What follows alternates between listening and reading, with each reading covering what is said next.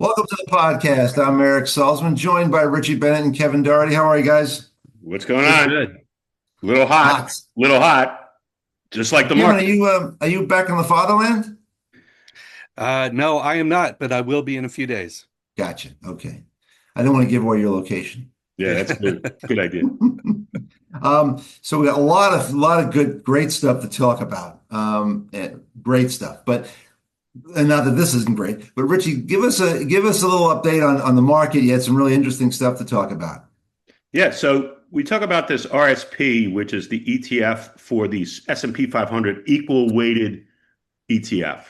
And so if the Mag 7 controls, 40% of the S&P, this is all equal weighted, so it shows basically how the other 493 of the 500 are doing. So that again this week traded at an all-time high. So I guess the feeling is that the inflation numbers are, while not at 2%, which everybody seems to forget that was the target that was set, but it seems to be calming down lower, meaning the odds of a Fed tightening now in September seems to be dropping. I think So it's less than 50% last time I looked on the right. So people maybe took a sigh of relief and wow, and if this keeps going, will they not tighten at all? And election year and blah blah blah. So everybody's bulled up. But the one really interesting thing I thought was you have the Nasdaq 100, which is the 100 biggest tech stocks. There's the Nasdaq and then the Nasdaq 100, and obviously you can tell who's controlling the Nasdaq 100. That's all the big guys, NVIDIA, Meta, and such. Well, there's also an equal weighted NASDAQ 100 ETF. So again, if the top 10 in the NASDAQ 100 is like 54% of the NASDAQ 100, the top 10, same ones, but the weighting for this ETF that's an equal weighting, the top 10 have about 22% or 23%. Big difference, big difference. Mhm. But that thing has now traded at an all-time high, and it is way outperforming the Nasdaq. So you have a situation now where people on the bull side could argue, "Hey, you know, this is market breadth, BREADTH." Right, because that's sorry to interrupt, Rich, but again, like that's what we talk about when we talk about the equally weighted S&P 500. That's usually viewed as a positive sign, right? That the every because you've got tons of different sectors and everything's coming along for the ride now. Yes. So that is positive, but maybe this Nasdaq 100 equally weighted, is that positive or is Well, I think the valuations on these NASDAQ 100 guys, like if you look at price to earnings and the like, those are really high. And you don't want them really high. You want them really low. And not negative, but low. And so, yeah, so people, does everybody like jump out when so far, nobody's jumping out, right? Like when you have a retracement lately, people just go back in. Buy the dip, right? Buy the dip. It's going to go up. Just going to go up. And even I think it's worth pointing out, even some of the big bears in the market. We talk about Michael Burry and other people. They're warning, look, this is very reminiscent of previous bubbles like 2008 or the dot-com, but they're saying not yet. They're Right. saying all this stuff we're talking about, these earnings that look too good to be true, and we'll get into that in a few minutes about just the current demand for things that looks unsustainable. The AI capex bubble is, let's call it that for lack of a better term. They're saying, okay, this is it looks like 2006 right now. It's not Right. 2008, and they're not going short, but they are ringing the alarm bells that people need to pay attention. And that the other was thing, the interesting. other thing, I'm sorry, Richie, one second. What I saw an article that is about money managers are fretting because it's record amounts of cash that especially retirement accounts, there's a lot skewed towards cash, which obviously when people have the money in cash, there's less fees to earn and there's less things to do. But it does seem to me, I mean, I'm kind of that camp that people, there's a lot of people out there with money, real money that are like, they're kind of starting to tap the brakes, are starting to basically put more safe, basically secure the gains that they've made and pull back a bit. That's at least that was what this article talked about. And it kind of resonated with me because I'm like, that's kind of what I'm doing. So maybe I'm not completely crazy as I watch the market go up 10% every month, and I'm sitting here making 2%. But anyway, Um, but another thing for the bulls, usually it's rare to see the financial sectors rally crazy too when you're about to have a bust. So the XLF, that's the ETF for the financial sector, that has gone up 11 straight weeks. 11 straight weeks. And if you had told me it's going to be these 11 straight weeks, like the summertime, really? Not like end of year, Santa Claus rally, all that jazz. This time, yes. And it's not just the banks, right? It's the financial sector. So the insurance companies are flying, money management fees must be, as the market goes higher, right? Those guys earn more fees, assets under management. And so that's I wouldn't step in front of that right now either. I mean, I just is that equally weighted, that index, or uh yes, I believe so. okay? They take and they can only have a certain amount of each sector. So it only has a certain percentage of banks, certain amount of insurance, certain amount of asset management, and others. Because I was Alternative. wondering maybe with all these big deals coming out, Anthropic coming out at some point, OpenAI, there's a lot of huge, nice fee income coming to the big boys, the big, the Yeah, old. yeah. And that's driving it too, I think. Also the yield curve, right? I mean, if it stays somewhat steep, even Mhm. these regional guys can make money, right? They lend short and Sure. um, buy some nice assets long. But I just think, some of this stuff has to take a little bit of a breath at some point. There was an What article did in you? Barron's today. This guy, George Noble, I think his name is. I don't know if he's retired, but I know he worked for Peter Lynch at Fidelity. And he's like, you could just see this guy, right? Sitting there, probably smoking a pipe in his corner office. Like, they're throwing money at this AI like they're drunken sailors. It's all mutually destructive. It's a big pile of shit. The guy read the article. Was like, tell us how you really feel, George. Hey, But one this is a thing. guy. This is a guy who got taught by one of the greatest investors ever, right? So he's not buying any of this stuff, right? There's Right. plenty of guys like that, right? Yep.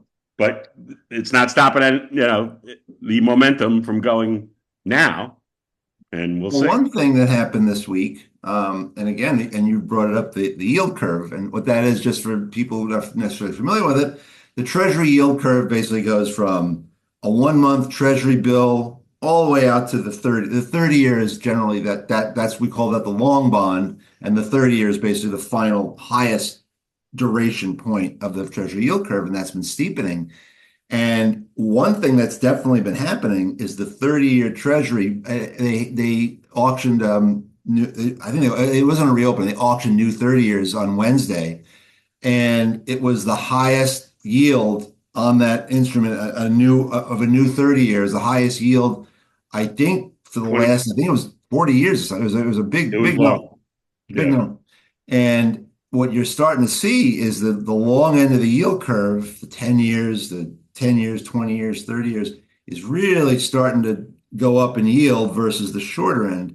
And that could be one of two things, right? We talk about this. That could be that people are starting to factor in more inflation. And so obviously more inflation that hurts longer dated assets, or or people are starting to get, you know what? I really don't want to lend to the U.S. government. I'm going to lend to the U.S. government, and even if you call it the real rate, the Treasury, Treasury inflation protected bonds tips, that yield is going up, and that has nothing to do with inflation because inflation's been wiped out, is neutralized with that security. That has gone up year to date on the 30 year, like 75 base, 0.75%, which is a big number. And the 10 years gone up a lot too. And so is the 20 year, I think it's 20-year tip. The point I'm making is that there's a lot of things out there that have nothing to do with inflation, really don't have anything to do with the war in Iran. It has to do with the fact that we're running bigger and bigger deficits. We have potentially less buyers, and we talk about Japan and things like that. The foreign buyers are coming are slowing down their purchases at the auctions and may actually start selling. You've got all the big AI hyperscalers out there doing, it seems like every other month, Amazon's doing 25 billion or, Alphabet's doing 20 billion. I mean, it's a tremendous numbers that are coming out. So and then you've got regular corporate supply too. So you've got lots and lots and lots of supply. And when you took your Econ 101 class, it was supply and demand. And if the supply goes up and the demand's not there, the price goes down. And in the case of bonds, the yields go up. So there's a lot of things going on. And obviously, I think we're not reining in spending in Washington. If anything, it's going up dramatically, especially with the cost of the war now. So, I mean, that is another thing that should start giving pause per se, not necessarily the banking sector, but other sectors that rates are going up and they're not. And I really have a hard time believing they're going to go down significantly. Well, there's an interesting wrinkle to that. You talk about the inflation, and for the AI mega bulls, one of their arguments, and I think Elon Musk has certainly talked about this, others have as well, is that ultimately AI is going to be massively deflationary because not just the AI we have today, but especially when robotics and the humanoid robotics really kick off, that's going to be massively deflationary because the cost of producing just about anything is going to drop. And if that's the case, then you would expect that the bonds yields would also drop significantly because if there's even let's say there's no deflation, but there's no inflation anymore, well, then you'd be happy to own that US 30-year bond at 3%, 2.5%. Sure. So you should be buying hand over fist today if you are a massive tech bull, which is completely the opposite and counterintuitive to the way things have been for in everybody's lifetime. Where if you think, Right. wow, there's going to be this massive economic boom because of technology, you'll think, well, that's inflationary. I want to own the equity. I don't want to own the fixed income. But there'll come a point where, especially some of these guys sitting on, tens, hundreds of millions of dollars, they'll say, well, I'm just going to put 50 million in US government bonds and clip my, $2.5 million coupon every year. That's fine with me. And so, again, this is not a today asset management decision. It's more like a tomorrow or the day after tomorrow asset management decision. But that's going to be completely different than the way the markets have operated before.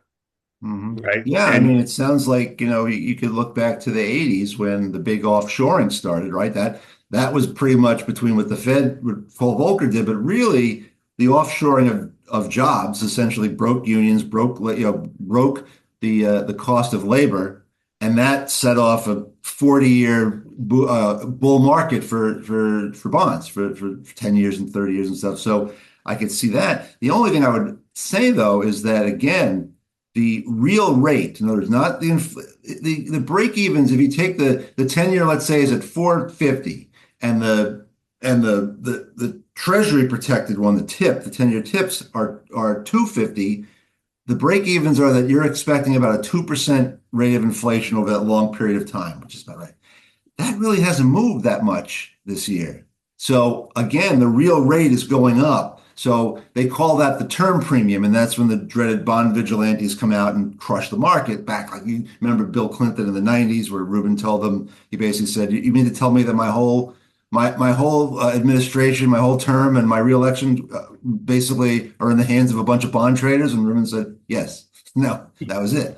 But uh, but that's a great point. I know Kevin Warsh has talked about that too with the I productivity. was just going to say he hasn't said it lately. I haven't seen him say it lately, but he's definitely a believer in that. Kevin Warsh is like, no, no, no, no. This AI is going to bring down rates like crazy but on its own, just Right. because of deflationary, strength. And we'll see. I don't know. So the good news, American worker, is inflation's going to come down. The bad news is you're not going to have a job to go to. Maybe you'll get that universal income or whatever. Elon keeps talking about that too. Everybody's going to be on universal income. Okay. All right. So Richie, let's talk about our friend Mark Walter and Guggenheim and the Lakers and all kinds of wild stuff that's come out this weekend. Let me just preface this is that we've been talking a lot about this and we're going to get into it. But this is something that really, I know a lot of people go, I don't get it. I don't understand. They just their eyes cloud over when you start talking about this stuff. But this will be more. This will be juicy because we got basketball involved. We got pro sports. But I think we believe you have to understand what's going on because it's huge. And if do you really think about your life insurance policy not paying off, or if you're on a pension, you're really worried that that's not going to pay off, or you bought a bunch of annuities from an insurance company? Is that no one really worries about that. But you know what? It could be time to start worrying. And with that, take it away, Richie. Yeah, well, I figured once this story broke about Mark Walter, he's a majority owner of the Los Angeles Dodgers. Then he ends up buying majority ownership of the Lakers last year for $10 billion. And it's like, wow, this guy's got it going on, right? I mean, there's a lot of wealthy people that purchase sports teams and make big purchases, but this guy's like involved in two of the biggest, right? The Dodgers and the Lakers are, you could argue they're top one in each of their sports. So I figured once this broke, this news, we were the best guys to bring this to you, knowing some things about sports and knowing more about finance. So here we go. Jared Kushner's brother, Josh, and Bob Iger, formerly CEO of Disney, led a group of investors and bought the Lakers this week for $12.5 billion with a B. Well, the valuation was $12.5 billion. Mark Walter was the previous owner and bought them for $10 billion last year. So you look at that. You look at that and you're like, damn, this guy is good everywhere, right? He's got that Guggenheim thing. Just tell the people that so he's a big private equity guy, alternative asset manager, Guggenheim. Right. And that's where they got the money. Then I see where there was a one-liner after the sale was announced. No bankers were involved in the transaction. No bankers. So on a $12.5 billion M&A deal, that's kind of it's real. Like somebody's pissed, right? Goldman's probably like, why didn't you call us? Like, well, what's up? What are you doing here? So then somebody says, well, Mark Walter is kind of in trouble. And people are like, what do you mean he's in trouble? Well, the SEC is investigating his holdings at a side company that he owns called Delaware Life Insurance, I believe. Onshore life insurance company. So, Eric, why don't you recap for those who may not have seen before, but tell some folks about how, there's a Bermuda thing going on with a lot of these private equity guys so that they know where we're going here. Before we get to that, I just want to clarify. So this sale of the Lakers, this came as a complete surprise, right? Yes. It's not like it was announced months beforehand that, after careful consideration, I'm going to put the Lakers up for sale and interested bidders can contact. No, This was basically a private middle of the night transaction, correct. which I can't think of another major sports team sale where that's been the case. I mean, we just saw the Seattle Seahawks were on sale for years. It was known that they had to be sold. And all the other teams that we've talked about, it's at least a months-long process where there are multiple bidders that go and they look at the books. But this thing was just announced. And as you point out, this isn't, the Toledo Mud Hens. This is the LA Lakers. Surely there would be other people that might be interested as well. No, but the only ones that were there, the White Knight was of course it was Jared, the president's son-in-law's brother. So let me everything set up, the financing, the whole thing. Let me put my tinfoil conspiracy hat on and say, here's a phone call from the White House with the SEC and the DOJ on the line to Mr. Walter's office. Hi, Mark, you're going to sell this team to my son-in-law's brother. And maybe, as long as it's not too egregious, we might be able to work something out when we come knocking on your door, subpoenaing all your records for this Delaware Life business, right? And people will be like, no, that doesn't happen. And I'm like, yeah, it could. It just seems weird that no bankers. Like Kevin said, why didn't this take months? Why didn't like ESPN say, rumor has it the Lakers are for sale. Bidders, should come to the window now. So they probably had. So the real negotiation was Walter saying like, because I'm sure Josh Kushner was like, Jared, tell your father-in-law this guy might be toast. Like, can I get this cheap? And maybe the word back came to Josh. No, you got to pay up for it. You got to pay. Because remember, they got to protect the value of everything else, right? Like, you imagine the Lakers sold for $10 billion, and then a month, 14 months later, they sold for $9 or $8.5. And then what does that do to the rest of the teams, right? Like, oh wait, there's a bear market in NBA teams, right? You can't have that. We will come back to that point. This is a very interesting point. We will come back to that. Like, I bet you the opening bid was not 12.5. It was probably lower. Probably it's definitely not. It was definitely not. Can't be pigs here. Right. A lot of these guys contributed a shitload of money to us, and you know what? We don't want the value of all their franchises going down 25% overnight. Bob Iger was probably like yelling, and then Josh, if they were in the same room, just let it go, Bob, let it go. We're going to own the Lakers. We're good. How did the Buss family feel about this? The original. So the Buss family owned that team since 1979. Right. And people forget the Lakers were really good over history, right? And as a matter of fact, where the Knicks now have won the NBA championship after 53 years, the team they beat 53 years ago were the Lakers. Right. And in 1970, they won in 73 against the Lakers. In 1970, the Knicks also beat the Lakers, right? So the Lakers have been around. But there was this span of time from like, I want to say 74 to 79, they were not good. They were bad. I actually went to a few games at the Forum when I was a kid, visiting my aunt. And it was not like Showtime. Like, it was like, Richie, you want to go on the court and catch free throws? Yes. Which I did at halftime. I got a couple of rebounds for Kareem. They were like, hey kid, you got to get off the court. Okay. That's all I need to do. Like that could possibly happen at all with any kind of chance these days. That happened. You have to be a Make-A-Wish kid or something. Yeah, exactly. And then all of a sudden, the Buss family, they were also good back in the day with their luck. The Buss family buys a team. They draft a guy named Magic Johnson, and that was that. So they were the ones who sold to Walter for $10 billion. The dad died. The daughter, Jeannie, she was the one who pulled the trigger and sold. Right. But yeah, they could have kept it and been up a little more, maybe.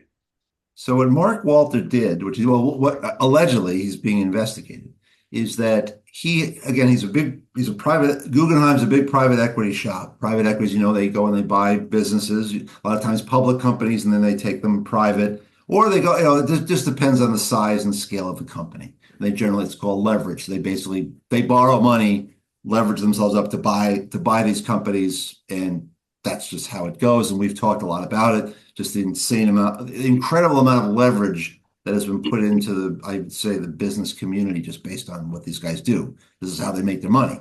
And what I'm imagining he has his portfolio of private companies. I don't know if they needed to refinance or whatever it was. The loans were made. The money comes from his insurance company that he's affiliated, that he owns, or is an affiliated insurance company that was onshore in Delaware, not offshore. And we'll get to this is how he screwed up. He basically funneled loans from the insurance company's funds, and the insurance company owns assets, lots of assets that meet their future liabilities for annuities and life insurance companies. And they funneled, I think it was something like $20 billion of loans. About 40% of the loans they made were going to his Guggenheim's own private equity portfolio companies. And he reported a much lower number to the insurance commissioners. I think that's probably the National Association of Insurance Commissioners, NAIC. And it turned out it was a lot more than, like, I think Rich used to like 1.4%, and it was really something more like, I think oh no, it No, was something like, I it think the was actual percentage was like 40% or something like that. correct. So it was, I believe he reported 1.4 billion of these kinds of transactions in a like a $40 billion portfolio. So I Got it. think That's it. the NAIC was like, okay, yeah, you're doing business. That's fine. Right. But it turns out what they're investigating him for is that I don't know if he didn't know or he made a mistake or what, but I think it's up to 20 billion now Right. that he restated Mhm.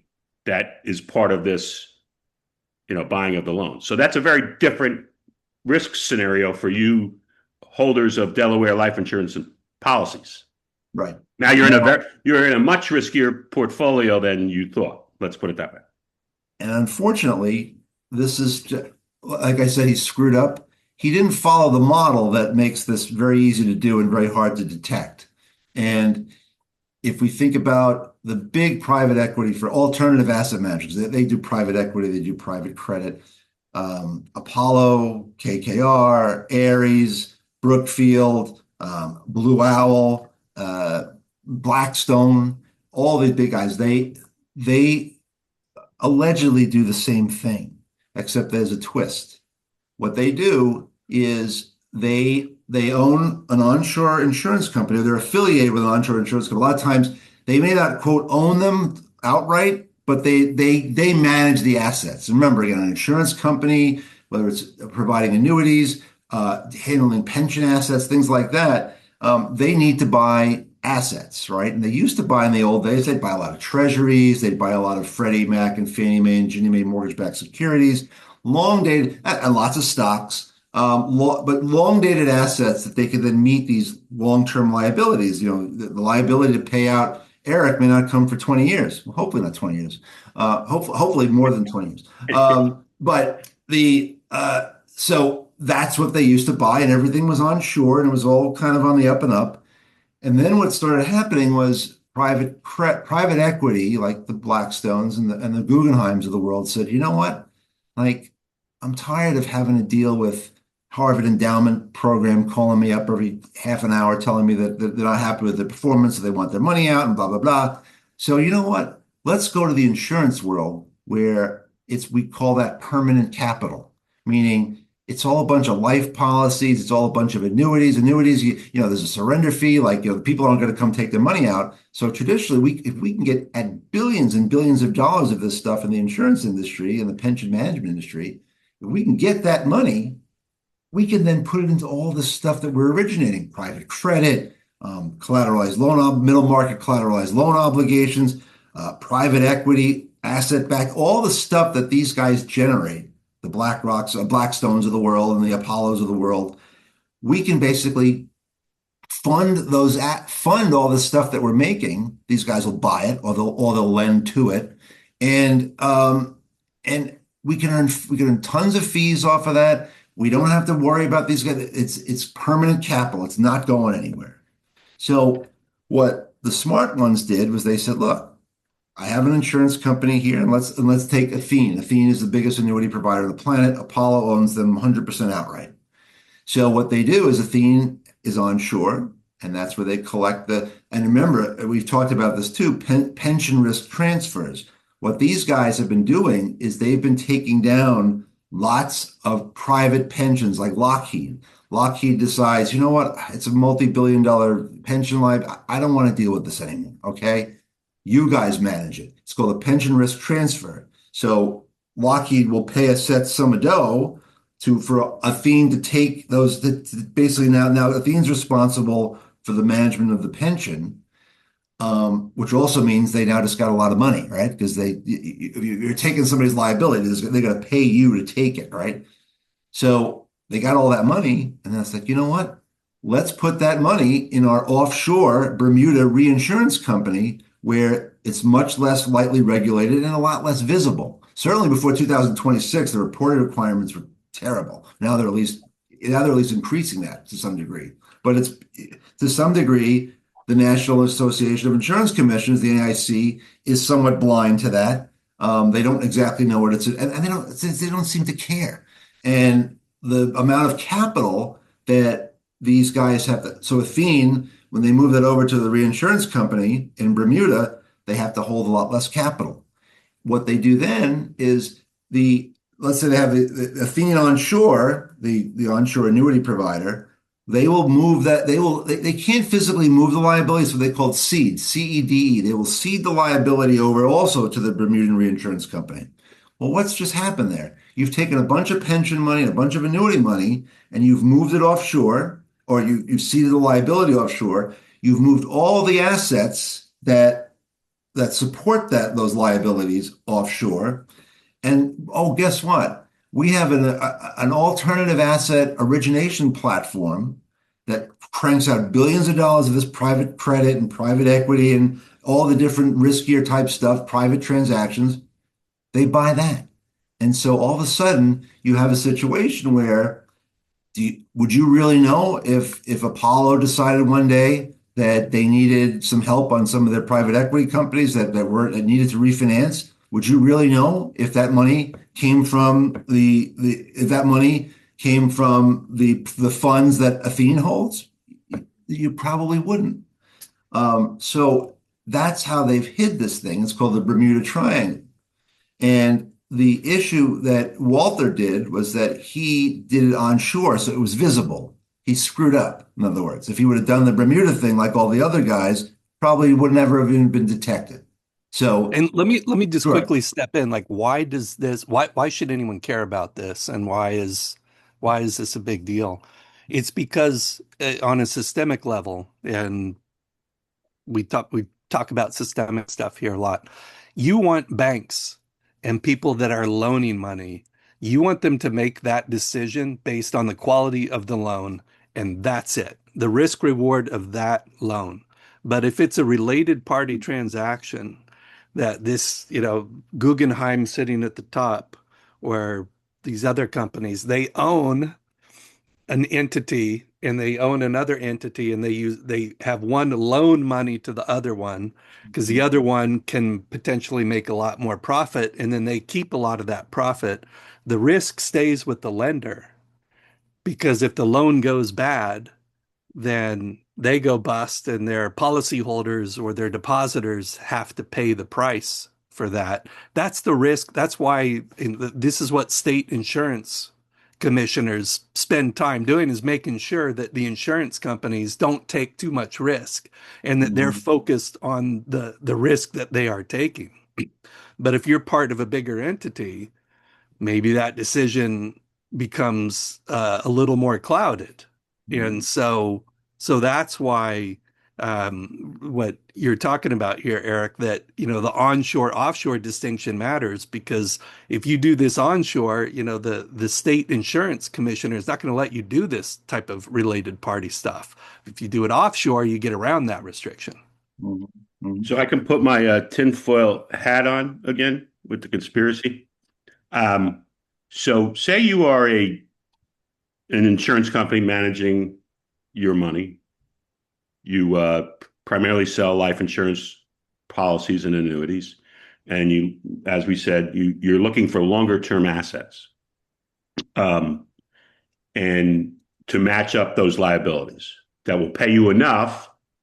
Hopefully, they don't go bust your assets and pay out the liabilities that you are required to pay based on these policies. So if it's in house, right, and you're, pick a state, XYZ state, and you're regulated by that state insurance board or what have you, you're very concerned about what goes on, because if the state insurance regulator is breathing down your neck all the time, you can't get away with a lot of stuff, right? Like you can't. And now when, like Eric says, like Lockheed gives their pension money to these guys that go offshore, now Lockheed's not really involved, right? They just, okay, we need a check, guys, because Sally died at 102, so we got to pay out that. But for lack of a better term, I don't think these guys who have the offshore stuff give two shits about what assets they're buying. They do to the extent that they got to keep it going, right? But as long as they can keep it going just for a little while, because these guys they take up front, they take, that's for another time, but we can talk to you about how they roll up these businesses and take, and then the businesses are gone. But you have a situation where like yeah, they want to keep going, but if it doesn't happen, sorry, you trust Yeah. it. We're done. And that's what I think they were catching on to with Walter. Like, dude, you have like 20 billion of this stuff. You said you had 1.4 billion of this stuff. Like, what's up? So we will see now that he is sold. So now he's sitting with, supposedly close to 12 and a half billion in cash. Where's that money going? Like, is he going to plug some holes because somebody told him he has to? And why are, like, that's the thing is I was kind of shocked because I was like, why are there holes? Like, in other words, like, because I've heard since I've been told like everyone in the business knew that this guy was having a cash crunch. Like it's been kind of a known thing in these circles. So I mean, what this should be scaring the bejesus out of people because they're like, oh, like you could be getting a window into, oh wait, these guys aren't as powerful and strong as we thought they were. Obviously, this guy had to do.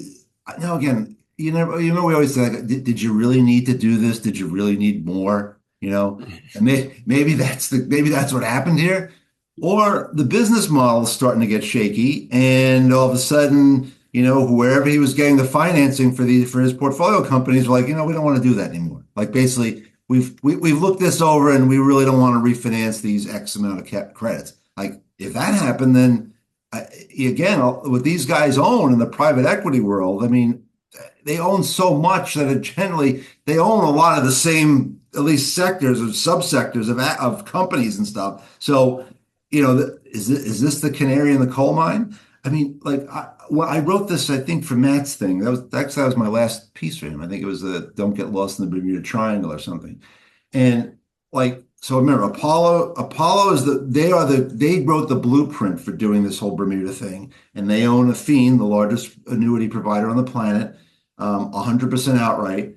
And I read a presentation in August 2025 was when it was made, and Athene went through exactly what they're doing with Apollo. It was basically titled affiliated transactions, but it was like affiliated transactions. How great is this? Right? It basically had all these nice diagrams of, the Apollo origination platform for all this crap and going into, but we always make sure that a third of it is bought by somebody else. We're not just ourselves. Like, and AM Best they are a ratings company. I believe they solely focus on insurance. So they're insurance experts. And they came out with a paper in 2025 that showed that of the companies that the big boys own, these that 76% of the capital surplus, right? They all have to keep surplus capital in case something really bad happens. 76% of it is invested in this stuff. That was 2024, right? So I'm sure the number's higher now. So again, like it's so important because I know, and I try to explain it and everyone basically starts falling asleep on me. Or we try to explain this, but you got to understand this stuff because this is happening in plain sight. It's there, it's happening, but no one really understands it. And maybe the only time people will understand it is when one of these things go, because it's going to happen. One of these things is going to go bust, and all of a sudden you're going to have. Remember Executive Life and the early, Drexel stuffed them with tons of junk bonds, and when they blew up, people didn't get paid. Like your insurance policy is only 20% of the payout because the insurance company failed for doing this, the same thing, except at least. Sorry, go ahead, Kevin. No, I was just to bring it all around again. What basically the bottom line, what we're saying is that the amount of risk in the system is back to very, very high levels where there is just very little margin for error.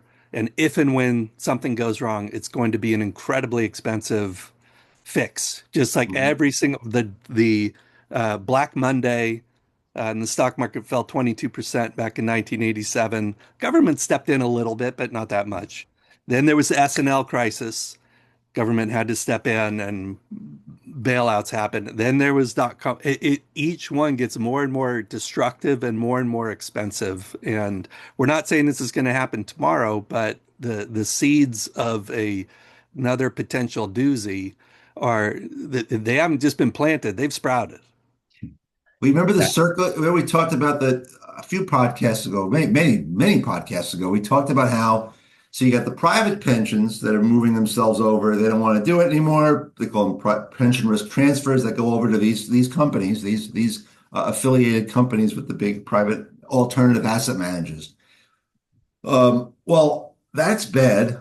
But then what's just as bad, or maybe worse, is you have all the public pensions, like big teachers' pension, big teachers' pensions, state workers' pensions, things like that, huge pensions.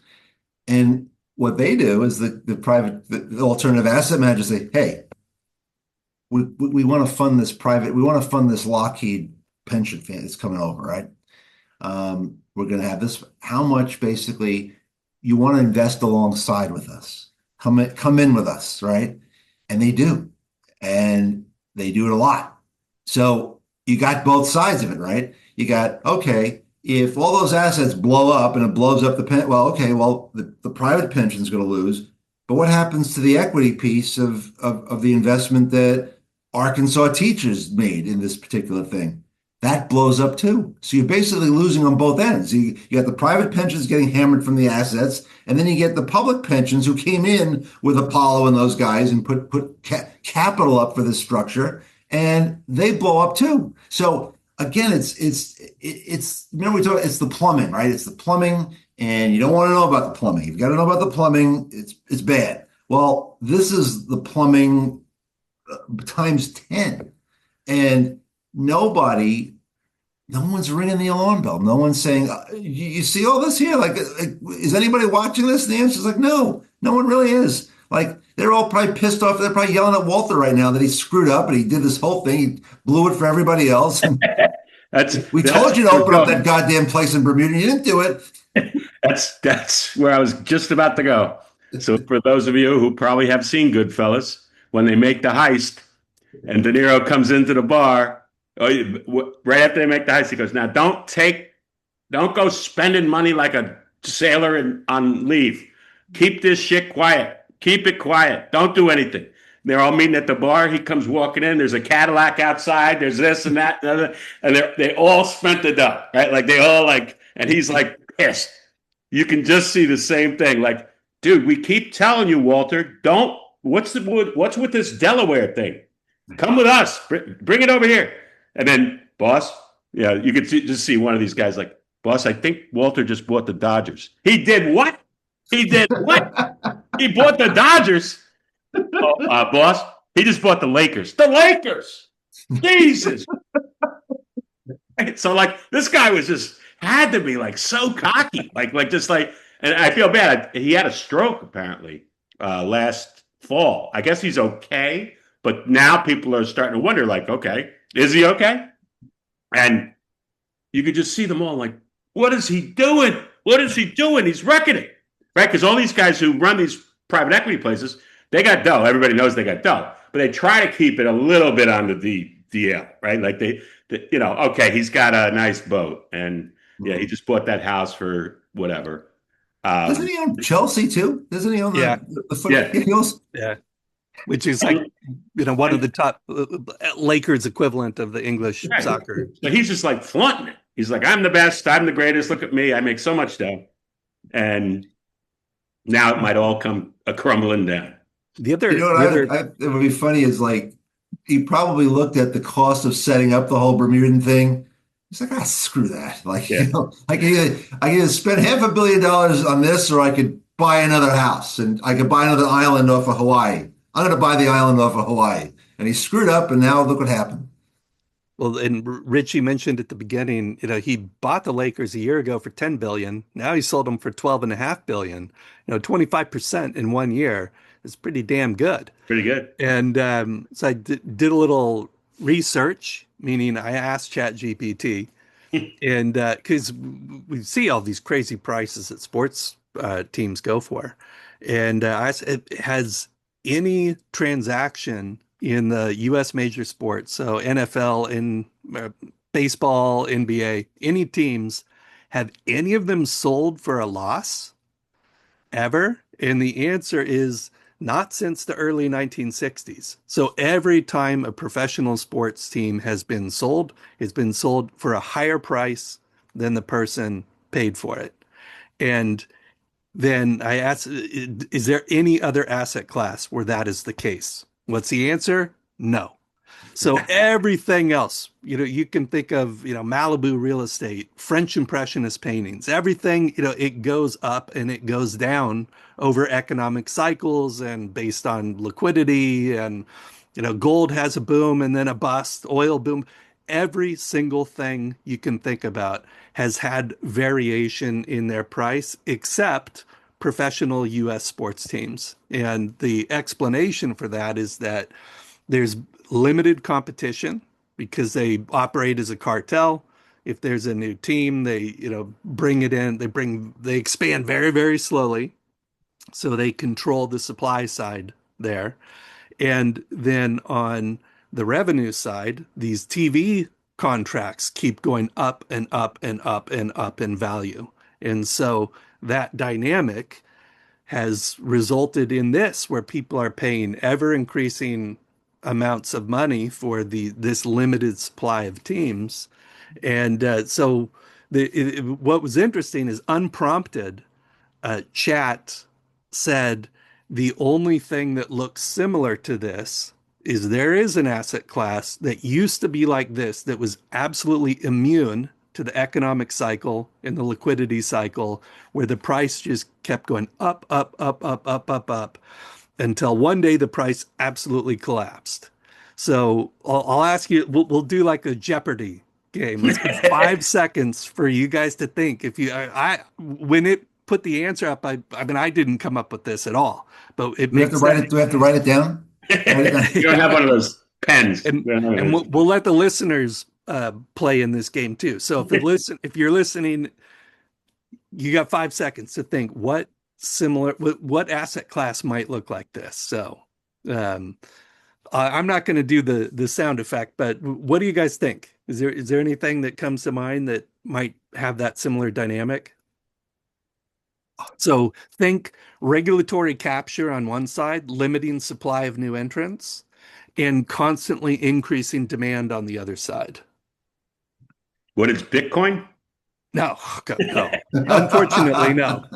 That would have been lovely. What is But that is interesting because that does limit supply. Yeah, right. what is cocaine? Those are the demand. Apparently, the demand for that fluctuates over time as well. No, so the answer is New York City taxi medallions. Really? Yeah, which, as you recall, for many, many, many, many Yes. years, the price just kept increasing, and to the point where, that in the 70s, 80s, someone who bought a taxi medallion did it for cash. And then there was financing that came into it, that people could borrow money against their taxi medallion because the price just kept going up and up and up because they limited the supply of new medallions in New York City. But there's more and more people and so the price kept going up until the ride sharing programs, Uber, Yeah. came in, and then the floor came out and the That's value so funny. collapsed. And I was offered like 3 different times to go in with guys to buy a couple. Wow. I could have written a check for sure and bought a taxi medallion, like 3 of them. It got to like Probably, hard to say, but I might have missed it. Like I might have held too long, because I could have just been like, Jesus, we make money on this thing hand over fist. Because that's what you do, right? As a driver of those medallions, you rent the time for 8 hours. So whatever the guy charges who owns the medallion, or the cab house, they rent from you, or somebody's renting from you. You're getting paid every day off that thing. And they just keep what they get. They made it very simple. Like, this is the rate. Go hustle for 8 hours, 24 hours, whatever you want to pay. This is the rate. You rent the medallion. And yeah, what a great business. Not anymore. it got to like $700,000. It got up to, I mean, maybe more. I know when I was being thrown it, it was probably only 150 or something like that. Mm. But it got up there. Yeah, I read nightmare stories about like four kind of immigrants would get to, I mean, like first generation guys, like hardworking people get together and they, four or five of them would all go in on getting the medallion when they were getting like 600, $700,000. And then when it dropped, like, They're done. yeah, they're done. So if any of our readers can come up with another asset class that's had that dynamic where the price has only gone up through a long period of time. So for U.S. pro sports teams, it's been 60 years where there hasn't been a single transaction that resulted in a loss. And Mhm. there's nothing else out there like that. If you can come You know, up with it's great. something, put it in the comments and we'll send you a Monkey Business Podcast t-shirt. You know, it's great. The first thing that hit my head was the Yankees. So Steinbrenner paid 10 million, and I think CBS Television owned the CBS Broadcasting Company owned the Yankees. So Yep. they made money by Steinbrenner, maybe not a lot, but Steinbrenner paid 10 million for that thing in 1973-ish. Yep. 73. Probably paid whatever, half that. So they still Well, made the base, it's funny is the base, we're looking at, I can't imagine there's not going to be a lockout next year because they're so far apart, the players and the union and the owners. yeah. But one thing, just to your point, Kevin and Richie too, like I remember reading one of the gripes that the owners have is that yeah, sure, the value of their franchises has gone up dramatically, but they haven't gone up as dramatically as football and basketball, and therefore something's wrong. Like they want more. Last thing about sports was so apparently Ohtani, the great two-way baseball player for the Dodgers, the guy who deferred like $600 million to basically he took a contract, but he's like, I'll defer the money. So you guys, I trust you guys. You guys are going to pay off. And this way we can go out and keep spending because I should be the highest paid guy here, and I am, but all my money's deferred and I make plenty of money in endorsements and whatever that. Well, he had a key man clause in his in his contract that basically if Mark Walter was no longer the owner, he could opt out of his contract. Now he's already said, no, I'm not going to do that. I'm very happy. But yeah, so they did. Almost that became a side story. It was like, Tony, and you got to imagine, like, I mean, the Yankees should be calling, right? Dude, like, this is some pretty risky stuff. It's an awful lot of money. If he opts out, he can't. It will always be a deferred contract, though. He can't opt out and say, "Give me my money now." Good point. I don't know. Maybe that's why he didn't opt out. Because if that contract, because I think the labor contract is November 1st, like shortly after from the World Series, right? What if he like said, "Man, this guy Walter's in trouble, and he could get paid today"? He would. Like he'd be like, "Pay me now, pay me now, pay me for my service," and I'm opting out. And that would be so awesome. That'll be like $350 million, boss. Oh yeah, you needed Tucker and you needed Mookie. Basically, they just got Scooble. I mean, it's like wouldn't that be awesome if all of a sudden they had to come up with $500 million? Well, not if you're a Dodger fan. All right, last thing. So I'm reading this in horror last week, and apparently, and again, let's get back to it's KKR, Apollo, Brook, all these big private equity guys. And Rich, you had a funny story about the phone call on this. Have got together with NVIDIA. What's Jensen's first name? Jensen Huang. Jensen's last name. Jensen. So apparently, they're going to set up a $500 billion debt and equity facility to fund all the AI labs that want to buy NVIDIA's chips, the latest chips, but they can't. A lot of they're being crowded out of the debt markets because these guys are in borrowing so much, or these guys are issuing like the Anthropics and OpenAI, and everyone's coming doing IPOs. So there's only a finite amount of money. So these guys can't go out and borrow at a reasonable rate or get credit to buy the AI chips that they need from NVIDIA. So NVIDIA has solved this problem by creating or going to create this gigantic entity that I don't know if Blackstone's involved. I know KKR, Apollo, and Brookfield are the three that I saw. I'm sure the other guys are going to come in too. So what they're going to do is they're going to create this facility, and you can come in. People can invest in institutional investors can come in and invest in the equity piece of it. Because basically what they're going to do is they're going to loan the money out to these guys and the collateral. So let's say an AI lab buys X amount of the dollars worth of NVIDIA chips. They are going to borrow, and then the collateral are the chips, right? So for the first time, in a big way, they're going to make lending based on the value of the AI chips that the customer, let's say, or is leasing, either buying or leasing, right? So to create a facility like that, you need equity, you need people to take if there are losses, they take the first losses. And then you have a big debt piece, and so that'll be where the loans get made, and you could either come in and you could invest and fund the loans, or you can buy equity. So somehow again, this is just this whole circular thing that we've been talking about, and everyone's talking about how, everybody's connected in some way, and if any part of the chain starts falling apart, the whole thing could fall apart.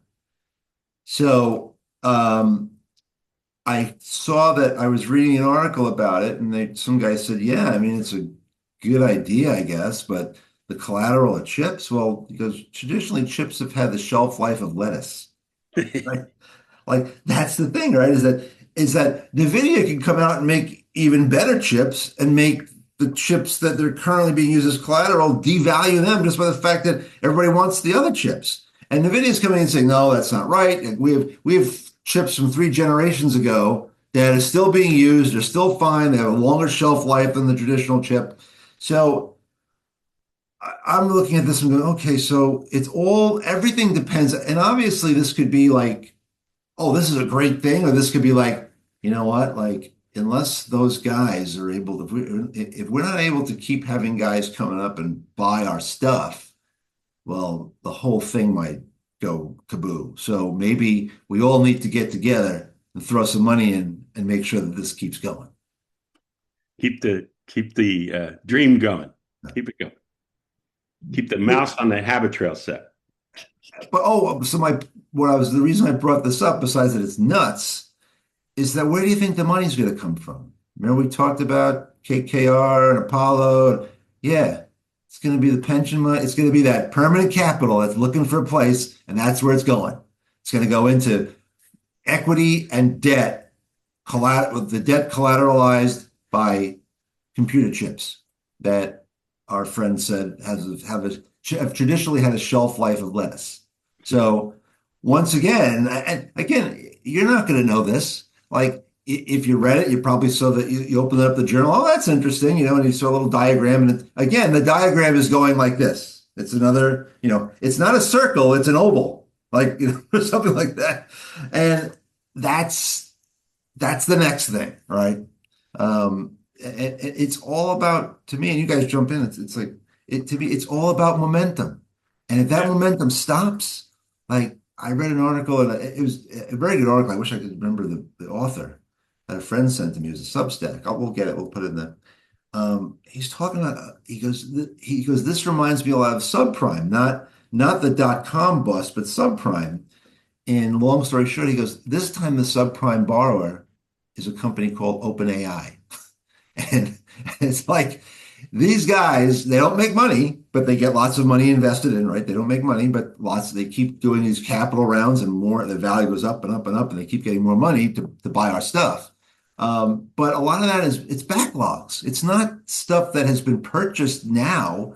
It's stuff that, whether it's data centers, whether it's neo cloud, whether it's chips, it's stuff that a lot of stuff they haven't bought yet, but the hyperscalers and the NVIDIAs of the world and the AMDs, they're all, it's backlog. Look at this backlog we have. We got, $400 billion of backlog from OpenAI. What happens if OpenAI can't buy that? What happens? And that could be the thing that stops it. You guys get an idea. Yeah, and ultimately the bottom line is, even if you think this is all unsustainable, and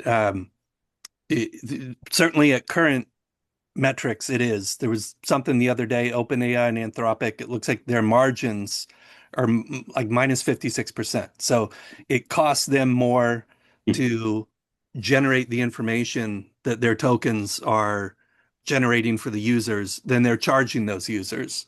Even though we also talk about, well, the prices they're charging for their services may come under pressure because other labs, like the Chinese labs, are charging much lower. So, but look, let's play devil's advocate here. The same thing was said about Amazon all those years ago. They just kept operating at a loss for year after year after year after year until suddenly they had the scale and they said it's time to make a profit, and then we're generating huge profits. So, the bull case for this AI stuff is they're just in the investment phase of their operating life cycle, and they will make a ton of money, just not yet. So it's being they're burning capital, but they're going to return it many, many, many fold in the future. Fine. That's still out there. And even if you're kind of a bear and you think this is unsustainable, the bottom line with this announcement this week is they just added $500 billion to the pot. So Yeah. yes, it's unsustainable, but not today. They just got a lifeline, and they're Mhm. gonna, this cash crunch is not happening anytime soon. So that would be the bullish spin on all this. So even if you're bearish, there's a bullish read to what just happened. Yeah, and I know I come off definitely as a bear, but God, I hope I'm wrong, right? Because I Yeah. mean, this thing blows up, like our retirement is going to be cut in half. Now, I Richie, mean, one thing you always say about this again, because Kevin has a good point. Always say, who's the boss of this going to be, right? Like, yeah, if you could just tell that, like, the good thing, I guess the good news also is the guys who have laid out a lot of money or have a lot of, backlog from these guys, they're not going anywhere, right? I mean, Amazon is not going to blow up and go away. But the stock pricing gets slammed quite a bit, right? I mean, yeah. the Mag 7 could get cut in half if something bad should happen. But not to the point where, oh, the whole financial system's at risk, but unless all the pensions and annuities blow up, but that's a whole other story. Yeah, and even you keep seeing it's in the background, probably on purpose by these guys who are profiting from the current situation. But you don't hear a lot about IBM with AI, but you do hear a lot about IBM with quantum, which is supposed to be the next thing, right? So like, would you be shocked in 5 years if they were like, yeah, this AI was okay, it's nice, works well. This quantum's even better. And oh, look, IBM, the company that made the first computer, basically, they're running that. Oh, that you would be shocked? No. Okay. Yeah, these other guys were good, and somehow, some way, and the opposite could be true, right? This quantum could be all bullshit, and Mhm. the 100-year company IBM is gone. Boom. Oh, OpenAI. Sorry, buddy. You didn't change with the times.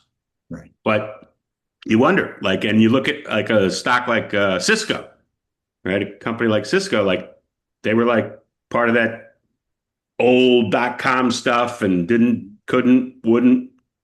They're they're involved now, and their stock is flying too. And they're not, they're ancillary AI, but they've figured out how to, you know, meander and live. Right. So yeah, you can't tell. You don't know. I All mean, right. these guys are leading it now, but yeah. All right. Well, go. I think the message we have to say is go buy some season tickets, or buy some. We have to save the nation's sports franchises, and really to save all the big the titans of private equity. You need to also step in, buy some merchandise, buy a season pack. At least buy the Sunday package or something. All right. Good stuff, guys. All All right. See you right. next week. See you next week. Yeah.